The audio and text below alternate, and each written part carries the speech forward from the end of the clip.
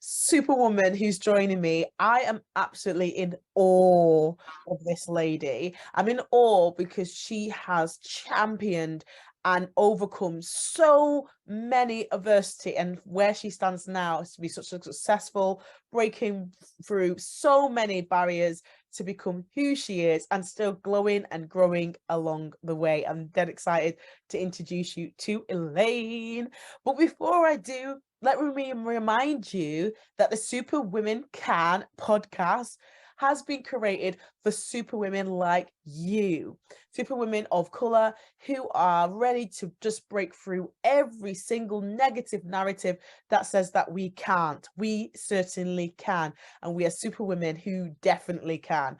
And we are going to change the world and make our own narrative that tells us that we can, we will, and we are smashing through all the barriers. And we're going to have more money, more time with family, more holidays, all because we're going to continue to learn, to grow, and to elevate ourselves. So what we're going to learn today, I'm excited because we got, make sure I'm pointing the right way. Yes, we've got Elaine. Elaine, tell us more about you. Hi, Sam.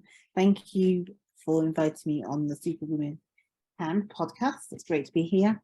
Yeah, what can I say? So I'm based in London. I am a serial entrepreneur, and I am an older woman, let's say, who has created several businesses despite her disability and is still going strong now. So yes, it's good to have me here. Thank you.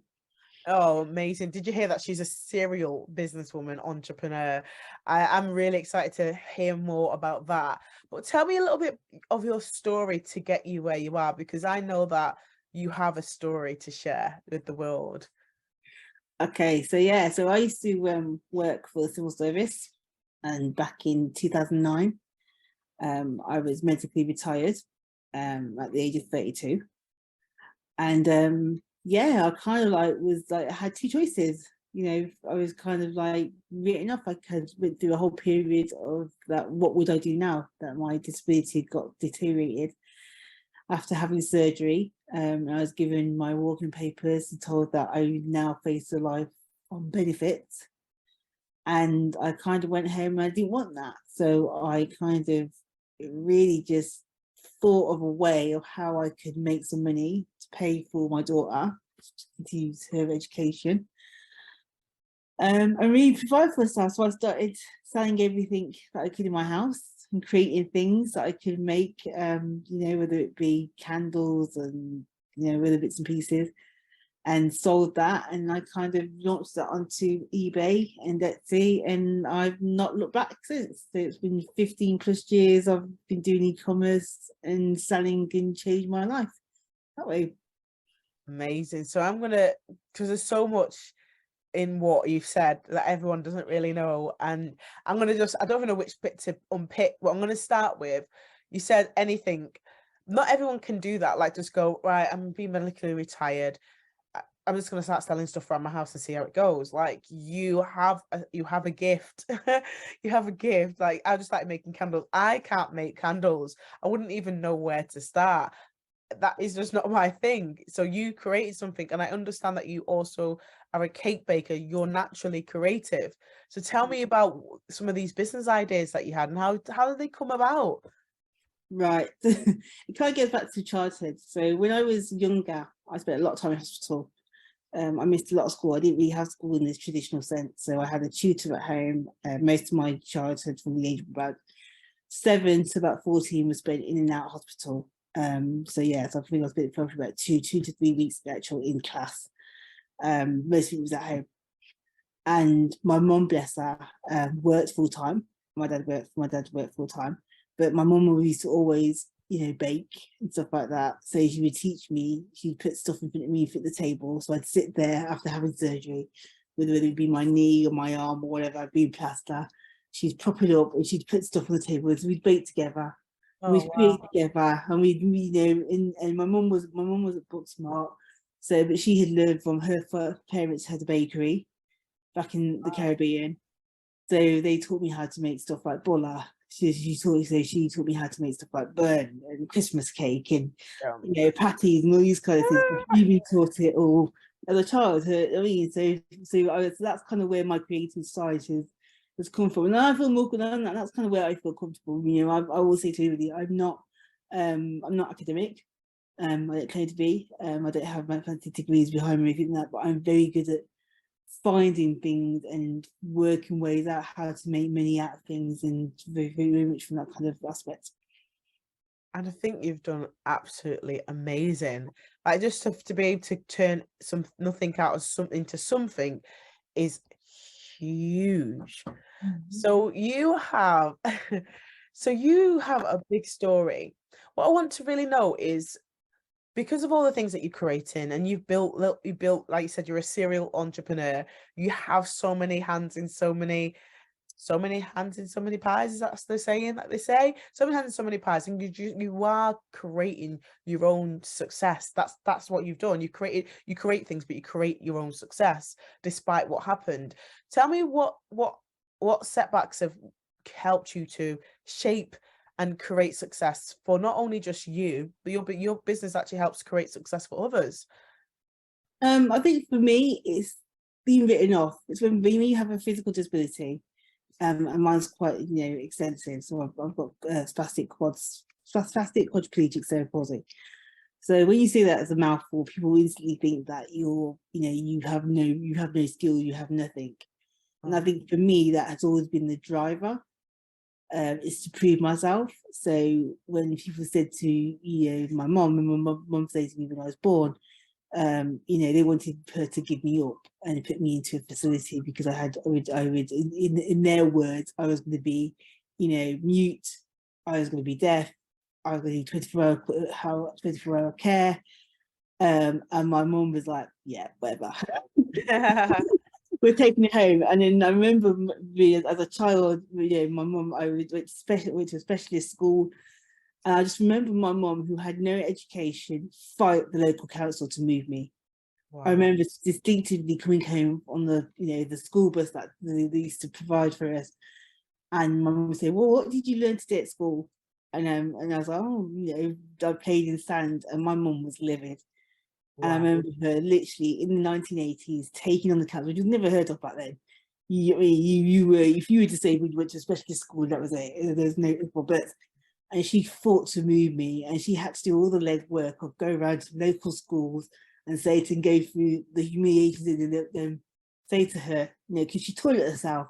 Can she go to, can she do? And I was like, yeah, she could do all that. What will you tell me what she needs to be ready to do? We'll have her ready. And I remember my mum just doing it, and then she moved me to a state school. And that's kind of like my driving force. So I just thought, if I could watch somebody who has no education to fight the council and win, then I can do anything. You certainly can, Superwoman. And what's amazing is, I don't know, there is a trend here, especially on this podcast, and it's our mothers, like, as women. What I find and what I'm finding is that we are the equivalent of what our mums show us and prove to us. And the strong Black women, whether they're from Caribbean, from Africa, even born in the UK, strong Black women who will make sure that they will defy the odds and make sure their kids defy those odds that they had against them. And it is amazing that you have had so much people say you cannot, beyond the general as a Black woman, when you've got a disability as well, and a physical one as well. It's hard to prove your point, but you've done it. You've defied everything. You defied the fact that you were going to be, I don't know what they said. What did they say to you? You weren't going to be able to. I was going to be mute, I was going to be deaf, I would need 24-hour care. Look at you. I don't need that. I'm very blessed that I live with my daughter. I raised my daughter as a single parent. I drive, I live independently. I handle my own finances, I work, I self-pay, I cook. I do none of the things that they have me down as. I've done. Wow. None of it. Like, wow. I've travelled solo, I've travelled, I'm one of these people who will always find a way. There's got to, I don't understand the long time ago I took the word no out of my vocabulary, because to me it's just like there's no such word as no. You know, there's always a way around it. I agree with that. I actually say to my kids, no doesn't exist in this house. It's either not right now, wait, or there's something better. Exactly. Better. Like there's Exactly. no, I can't is definitely a no. I can't Yeah. do it. I cannot do it. My mum never let me say those words. I can't. And there is a way, like you said, there is always a way. And you are proving that every single day. And you inspire others in their businesses to do the same. So how do you help showcase all the things that you've gone through to help other women be successful in their own businesses? Right. Well, for me, it's a new thing, because I feel for so long I've been sat in the shadows. I tend to help you from the back end. I just think that but I'm kind of like stepping more forward into the light. Yeah. But, yeah. But I've intended to always do it from the back end. I always wanted people to just really just be themselves and be, you know what I mean, and just realize that, you know, I always say to people, look, you know, there are days when I can't get out of bed, but I'm still, you know, mentally, you know, and even even like when I go to the hospital for an appointment or something, and you know, by instinct, by default, the medical professional will talk to my brother or whoever's taking me to the hospital, and he'll always say, she's got a brain. And I will always say to him, I've got a brain. I mean, as long as my brain is, I've got. I can talk. And I think I just want people to realise there's so many ways. I mean, just because you are, you know, whether you are physical disability, hidden disability, you know, there's so much out there that you can do. You know, I say, you know, sometimes I work from my bed, sometimes I work from my recliner, sometimes I work off the settee. Do you know what I mean? I don't have to leave my house to make money. Wow. I thank God. And you know what it is as well? I think the pandemic brought us lots of different things, as you know. But one thing it did do is normalize working from home. Yeah. So it normalized it. And for me, my business probably wouldn't be able to grow as successfully as it is doing if I couldn't do it from home. I've got 5 children. You know, I am expecting again, so 6 children. Having flexibility to work from home, to deliver workshops from my laptop. Yeah, there are a few in-persons that I have, but being able to do that is being able to create that. So I can completely understand that if you have a day where actually I need to stay home, I want to stay in bed, like you're smashing it still. No, You literally can still. I've been saying for probably about 10 years in the disabled community, why are employers not offering disabled, because as you know, a lot of disabled people aren't employed because the whole stigmas Yeah. around working. And I've always said, well, why don't you hire disabled people who can work from home, who can manage their disability around their thinking? There's always a pushback, and then obviously the pandemic hits and boom, everyone's working from home. It's now possible. Yeah, And yeah. I was saying this 10 years ago. And I was like, I mean, if you and I also believe that from my experience, a lot of disabled people with me who I've interacted with, they have lost their self-worth because the work has been taken away from them. And so it's focused on, oh, well, you're disabled, you need to be on benefits, blah, blah, blah. And then I'm like, well, no, give them back their self-worth. And Yes. that's what I do with my clients. I show them that, yes, okay, you've got disability, but I can show you how you can work around it, because that's what I do. I don't work, my disability, I don't work, I work around. If I'm having a bad day, I rest. Yeah. If I'm having a good day, I work around my disability, so it doesn't impact myself. I've got very, very low impact on my health. I can manage my health at a stable level, and I can work and I can earn money. And that's what I teach my clients how to do. That is absolutely amazing. And as from a person who's come from a FTSE 100 company in HR, one of the challenges I did have is actually educating leaders and managers of the same thing, that, you know, that unfortunately it's like trying to convince individuals that yes, we can adapt things to make it work, and we have a responsibility, especially if you're a huge organization, we have a responsibility to do so. And not only that, there are things like funding in the UK, things like access to work, where you can companies can access £62,000 currently every year. I think it's actually gone to 63,000 to make that possible. So when I hear things like, well, we don't have the budget to make it possible, well, you've got no excuse, because the government will support individuals up to the amount of £63,000 every single year to make that possible. And what I did, I used to advocate for that and push for that. One of the things I used to do was a couple of examples. I'm going to share these examples just in case there are some companies listening right now, just like you experienced in your workplace, and you're like, well, how do I do it then? So we can make those adaptations. Sometimes it's just simple things. Like, I remember one individual who had a mobility disability. They could only walk a few steps, but they had an adapted car. And one of the things I said, if you can, happy to support you working from home. We'll get everything done, set up. And they were like, no, I really want to get into the office. So all we did was, just below the building was a car park. We bought a space underneath the car where our offices are. We bought a space so that the individual could literally drive up, park in a space underneath the building where there was a lift, travel up the lift, walk a few steps, put the pass in, and then make sure that their seat was right next to the door as they go in, which just happened to be right next to the kitchen, which just happened to be right next to the toilets. So the individual didn't have to make too many steps. And that was really simple. All it meant was that we paid for a car parking space for that individual. There was no other adaptations that was needed. There was another similar case where the individual didn't drive. We just paid for a taxi there from work and back. And it wasn't as if we were really paying, because the budget came from access to work. The government paid for that.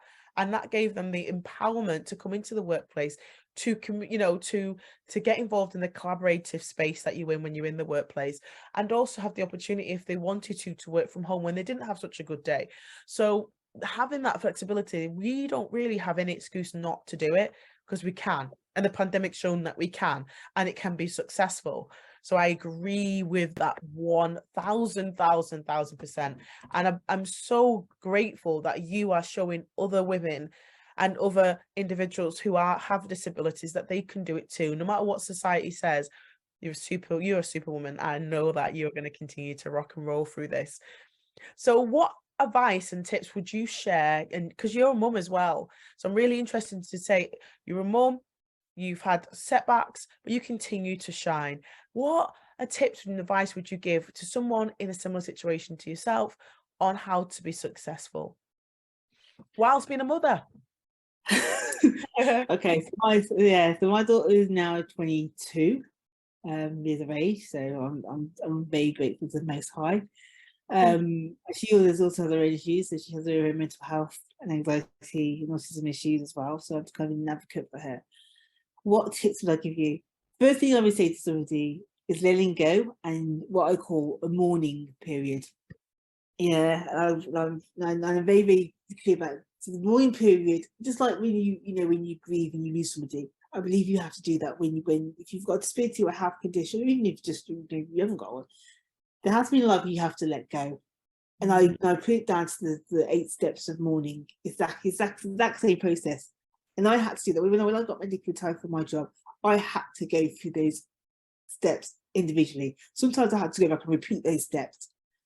And it's only after I did those steps that I learned to let go, and everything started flowing to me. Because if you're hanging on to the past, if you're hanging on to stuff, it brings you down. Yeah. And it's it makes you learn stuff, how resilient you are. Because I've been through a lot. There's nothing that I've been through a myriad things in my life, from domestic abuse. Oh wow! It's just a lot, and I often think to myself, how am I still standing? But the reason why I'm still standing is because I've allowed myself to go through the mourning process. I've let go. I've forgiven. And I've just moved forward, and I've determined not to let my past influence my future. I love that. Not let your past influence your future. I absolutely love that. And I think that is so true. Again, as women of colour, Black women, one of the things that happens is that we do end up going through so many adversities. I haven't met one that hasn't, you know, had a cushy life. It's something that is prominent in our community, and the thing is that some are not as strong, but you certainly are. Can you tell me more about where your business is right now? Because I know that you're doing a lot of work with helping people, individuals to Okay, so where we're at now, so obviously for the last probably 10 years, I've been in the cake industry. So I've been supplying cake supply, Shopify online through eBay and Etsy. And during that time, I've had many people get on the path. People come to me and ask me for advice on how to get started. And so last year, I decided that I would set up a coaching company to really just help people with their journey. So whether that be set up an eBay and Etsy account, but I wanted to do it from a different perspective. So I've got no, you see a lot of coaches out there and they're like, come to me and do this course for £1,000 or 1,500 quid. And I remember looking at these courses when I was broke, and thinking, yeah, I want to do that course, but I've got the money to do it. yeah. And as you know, the cost of living crisis, and I'm saying to people, well, you know what, some people don't even have like, £5 to put together, or they don't have pounds. And I'm a firm believer that everybody is sitting on £1,000 in their cash, but just don't know it. So I come from a perspective of, I'm going to show you how to do what you do. What I did when I sat in my room with my laptop and looking around my room, thinking to myself, okay, that pair of jeans is going to go on eBay. That pair of boots is going to go on Amazon. So I'm saying I'm not worn them for 10 years. They're just sitting in my wardrobe. Yeah. So So true. I come from that perspective where I show people that actually, you know what, you can make money in your wardrobe, or or just use your skills. That whether it be, whether you are a, I had a recently I went to a event where this woman was talking about a driftwood, and she'd made like £1,000 from talking about different types of driftwood, because that was just her niche. So I'm trying to convince people that you have the skills within you. Sometimes you just need to think outside the box, and I'm very much out of the box thinker. So that's how I help women and people with disabilities. Just really just think out of the box and just say, okay, all right, what can I do? Because everyone's got a skill. Everyone's got. Sometimes you might not think you have a skill, and that's the one thing that I hear a lot from people is that, oh, I don't have the skills, I don't have the education. And then when we've actually got talking, and I've spoken to them, they've actually felt, well, I'm like, whoa, you've just given me like 80 ideas here that you can make money from. Wow. Wow, that's amazing. And I think what it is sometimes people are so in their own worlds, they can't see the bigger picture. Not everyone has that gift, and believe it or not everyone has that gift. When you just said that to me now, I was like, oh, what have I got around my room that I could make some extra cash for Christmas? And I think, you need to follow. Anyway, you need to follow Elaine, because if you want to find out ways of, basically, she says you got at least £1,000 you sat on. So I'm scratching my head already going, I'd like to find that extra £1,000, that I've been making lots of nice Christmas presents for. Follow Elaine, because she is geared up with all that information on how you can find it and what you can do. And like I said, I'm looking around my room going, ooh, where can I get this from? So yeah, I'm going to be like really glued to what you can do for Christmas. And I think that you have started to share things around that. Am I right in saying that? Yeah, I have a group called Outside the Box on Facebook. And I kind of give tips and tricks in there, and I've given stuff, some very unusual, some fun things in there on people. Like I said, a lot of people come back to me and people say, I didn't think about that one. I never thought about that. I never thought that. So yeah, you can think there's pretty much, especially around Christmas, there's lots of things around Christmas that you can do that people aren't even thinking about, to make money from. Like I said, it doesn't have to be, and I'm trying to break this myth that you have to fork out thousands of pounds for courses. When you do, I'm not knocking it. I say if people want to level up, that's fine. But some people just don't have that fun to start off from the beginning. So I'm giving you the opportunity to make that money, so then you can go off and do a £1,000 course, if you choose to. Or create your own. Yeah, exactly. Yeah, create your own of what you've learned about yourself and what you do. So I think that there's two ways of looking at it, definitely. And the thing is, I think, like you said, I love that you appropriately named your business outside. Is it outside the box? Yeah, outside the box is a Yeah, group. outside the box. It makes sense. Like I said, not everyone has that skill, not everyone has that gift, not everyone's a bigger picture person. They're in the here and now, they're in the detail. They don't get the opportunity to see the bigger picture. So you give the space for that. And like you said, where people can't see it, you create the ability to see it. Because you, like you said, you having a conversation, you've seen 80 opportunities. That's a lot of opportunities. That's a big picture person. Because I can't think of even fives most of the time. I'm like, what can I do next year?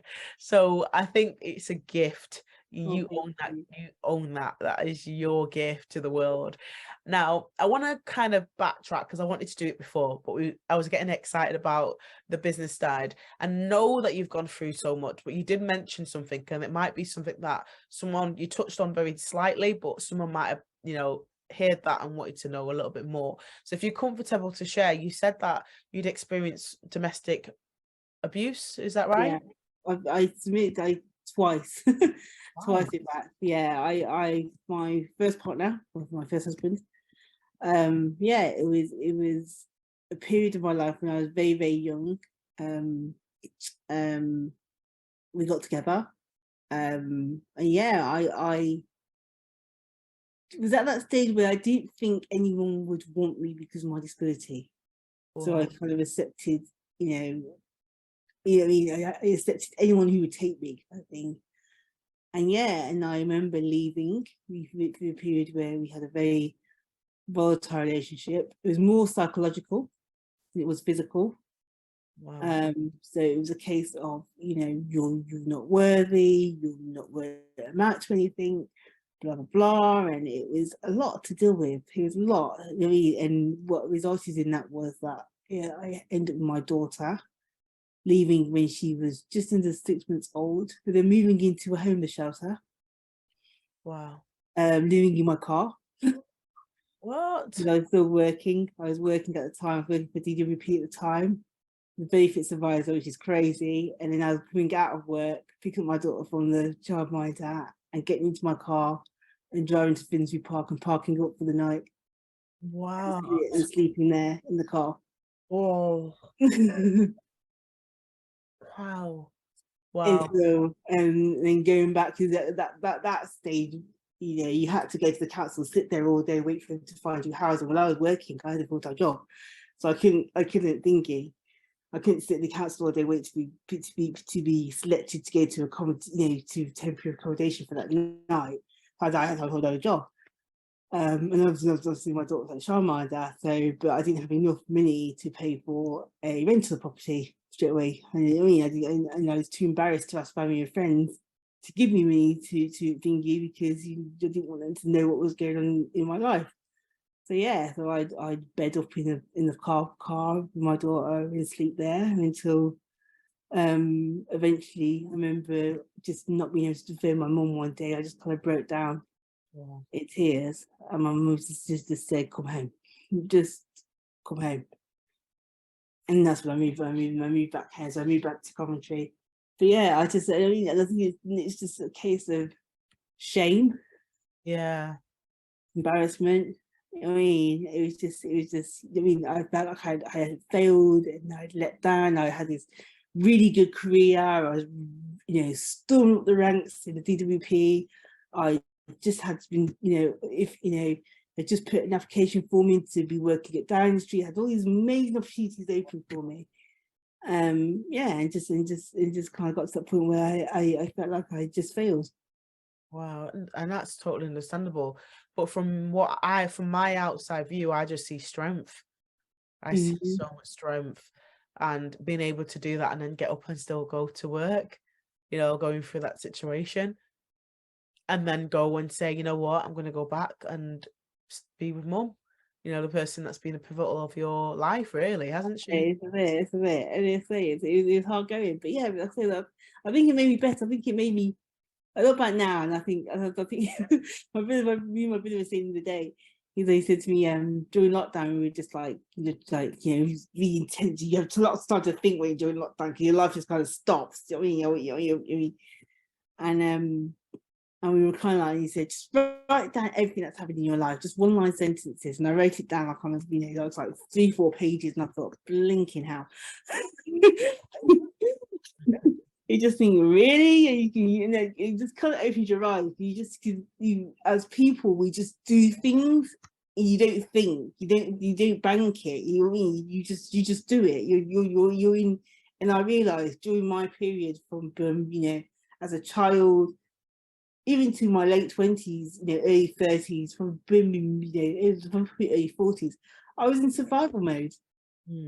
I was doing anything I can. I had bills to pay. I had debt. I had to, you know, feed my daughter. I had to put, you know, put money in the on the electric key. I had to put in the gas key. I was in survival mode. Wow. Yeah. And what took place after? You said you went through that kind of, you went through it twice. So Yeah. So after I got just before I got medically retired in 2009, I met somebody else. At that point I was a carer for my parents. So my mum had just been diagnosed with Parkinson's disease quite young, so she just turned 59, 60. She just diagnosed with Parkinson's disease. So I became her kind of like living carer, look after her alongside my dad, kind of support my dad's role, working full time, raising my daughter. And I met somebody else and I thought, great, okay, here's my chance of happiness. And yeah, and that turned out to be a very similar thing. It was not, as I would say, again, it wasn't the physical, it was more psychological. But then I found out after, you know, we've worked together 14 years, which was, you know, has a good body. And then in 2018, my life kind of fell apart again. And we just make it. My mum had, you know, sadly passed by that point. I decided that I had enough of small town living in Coventry and wanted to be back in London. yeah. Because even though subconsciously I was thinking I want to be back, I want to be making more of my life. I don't want to be sat in the situation that I'm in now. Yeah. So I decided to sell my parents' house, move everyone up to London. Much to my daughter, because I lived in London before. I loved living in London. I knew London could get me the opportunities that I needed, that and I wanted in my life. Yeah. And we did. And then we moved up to London in 2017. The business exploded. You know what I mean? We were on the course to hit 6 figures. We were really going really well. And then my dad got ill. He kind of progressed quite ill. He got dementia and COPD. And he died. He died on February 6th. And the same day that he died, my then husband, you know, at the time, had a mental breakdown on the same day. What? Yeah, exactly. He had a mental breakdown the same day. And that led me to get him sectioned within 2 weeks. Wow. And then I had found out from his family that they had lied to me. He never told me how. I knew he had some mental health issues, but he never got into details. So he was all stabilized, and he did. Yeah. And I remember speaking to the police, the psychiatrist at the police station after they arrested him to get him sectioned. She just says to me, she said, he's been ill for a very long time. I mean, no one's told you, has he? He's hidden it very well. And I remember the words just piercing me. And I thought, excuse me? And she said, I've just done an assessment. She says, he's been ill for a long, long time. He's just been hiding it very well. And I remember just breaking down into tears. Oh. And I just thought, I can't do this. I can't. I thought, I can't be a carer for another person. I was a carer for my mum. I was a carer for my brother who had schizophrenia. I was a carer for my dad. I was a carer for my daughter. I can't be a carer, another carer. Yeah. And I remember my best friend Sharon came around. I thanked her, and her words just kind of pierced me. She's kind of said, "Elaine, I won't let you be another carer." She's like, "This is your time." Yeah. She's like, "I'm not gonna lie." Him and his friend, she's my closest friends. They both kind of said to me, "We're not going to let you be a carer again." She says, "I've seen how your mum affected you. I've seen how you put your life on hold for your dad. You're not putting your life and whole for him. He's and that was it. And it was one of those situations where I decided at that point we wouldn't be together a year later. And a year later we weren't together. You have been through the one of the mill, and you honestly, that's a lot for anyone, you know, mum, that just the things that you've actually had to go through. And thank you for sharing it. And anyone listening, if they are triggered by this, you know, I'm going to put below some, you know, free support that you can go to for domestic abuse and just for general support. I'm going to be putting them below into the comments, so you can go and get the support if you need it, if it's triggered anything from listening to this. We are going to end on a positive though, because as you can see, Elaine is smiling, and despite her setbacks, she is absolutely winning at life. And you are winning at life, and you do not stop. You're like that word, you're unstoppable. So if you were to write a letter to your future self in 5 years' time, tell me, what amazing things would you say to you? Oh, okay. First thing I would say is always keep smiling. Yeah. More to life, like, you know, there's all, you know, and I don't mean to smile, I mean proper belly laugh. I make it a part of my day to do at least one belly laugh a day. Yeah, me and my daughter, you know, we were sitting there yesterday, we were hungry, we were watching some YouTube videos, we were proper belly laughing. Yeah, laughter gets you through everything. You know what I mean? And I say, you know, life is tough, but forgive yourself. Yeah, it's true. You know, forgive yourself. You know what I mean? You don't have to be perfect. I've stopped, you know, I'm sitting here now. I don't have makeup on. I don't have to be perfect. You know what I mean? Be you, be individual, be unique. You know what I mean? Just don't follow this pretense of you. And the other one I would say, successful. I don't use the word successful, yeah, because for me, successful has so many different connotations and different meanings for different people. If you feel like that success is financial for you, then great. For me, successful is getting out of bed.